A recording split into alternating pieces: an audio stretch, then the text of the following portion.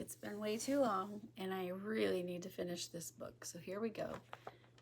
The Night at Dawn, Magic Treehouse, number 2, chapter 4. Into the castle.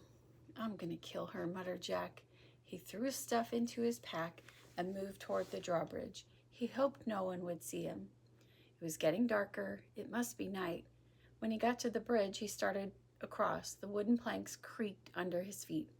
He peered over the edge of the bridge. Were there any crocodiles in the moat? He couldn't tell.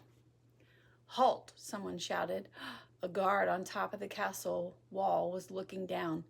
Jack dashed across the bridge. He ran through the castle gate and into the courtyard. From inside the castle came the sounds of music, shouting, and laughter. Jack hurried to a dark corner and crouched down.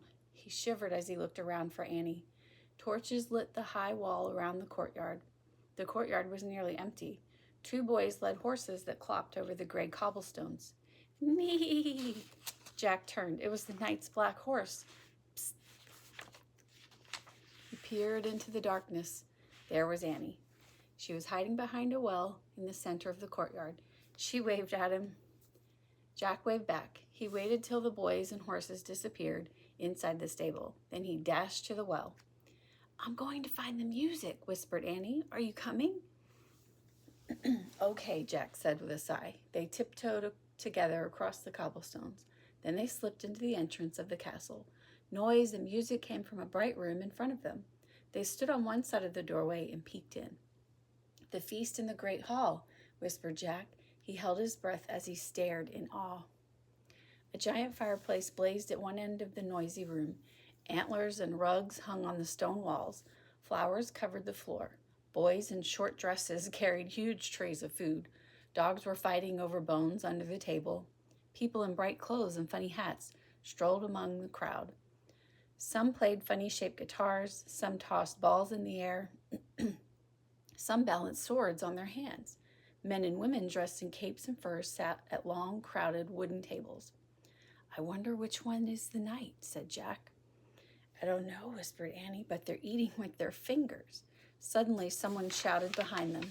Jack whirled around. A man carrying a tray of pies was standing a few feet away. Who art thou? He asked angrily. Jack, squeaked Jack. Annie, squeaked Annie. They ran as fast as they could down a dimly lit hallway. Those are some big pies. Chapter 5. Come on, cried Annie. Jack raced behind her. Were they being followed? Here, quick! Annie dashed toward a door off the hallway. She pushed the door open. The 2 of them stumbled into a dark, cold room. The door creaked shut behind them. Give me a flashlight, said Annie. Jack handed it to her and she switched it on. Yikes! A row of knights right in front of them. Uh-oh.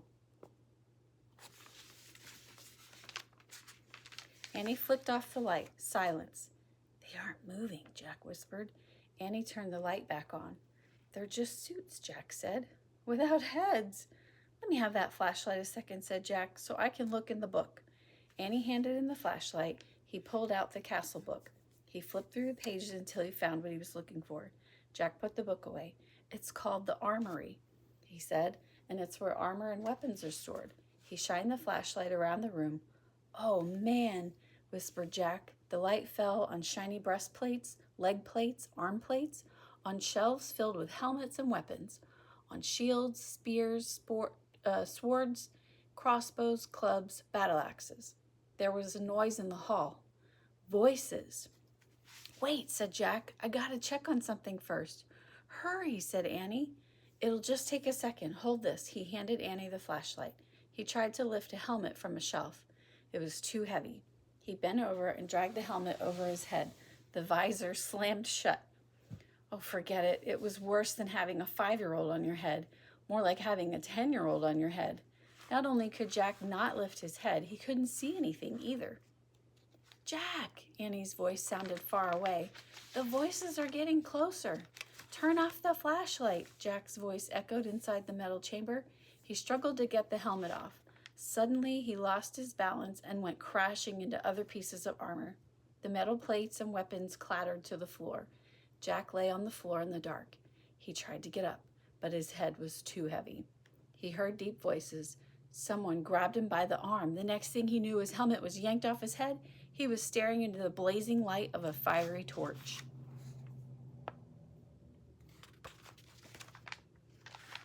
Chapter 6. Ta-da! In the torchlight, Jack saw 3 huge men standing over him. One with very squinty eyes held the torch. One with a very red face held Jack, and one with a very long mustache held on to Annie. Annie was kicking and yelling. "Stop!" said the one with the very long mustache. "Who art thou?" said the one with the very red face.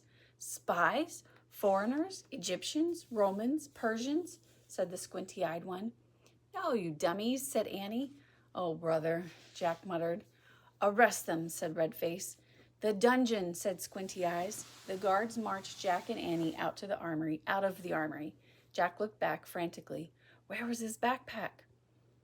"Go," said a guard, giving him a push. Jack went. Down they marched, down the long, dark hallway, Squinty, Annie, Mustache, Jack, and Red, down a narrow, winding staircase. Jack heard Annie shouting at the guards.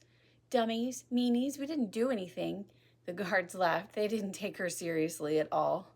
At the bottom of the stairs was a big iron door with a bar across it. Squinty pushed the bar off the door.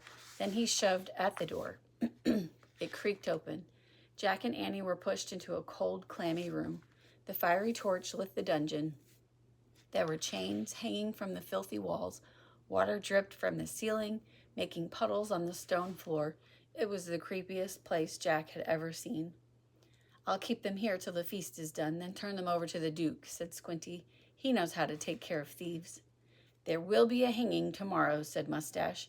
"If the rats don't get them first," said Red. They all laughed. Jack saw Annie had his backpack. She was quietly unzipping it. "Come on, let's chain the 2 of them," said Squinty. The guards started toward them. Annie whipped out her flashlight out of the pack. "Ta-da!" she yelled.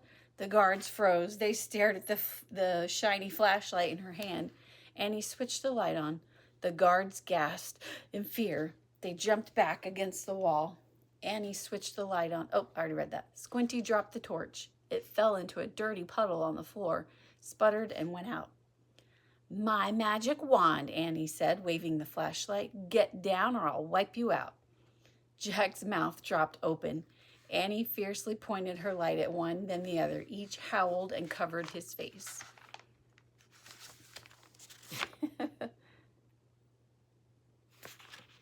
"Down, all of you, get down," shouted Annie. One by one, the guards lay down on the wet floor.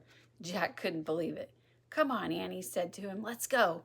Jack looked at the open doorway. He looked at the guards quaking on the ground. "Hurry," said Annie. In one quick leap, Jack followed her out of the terrible dungeon.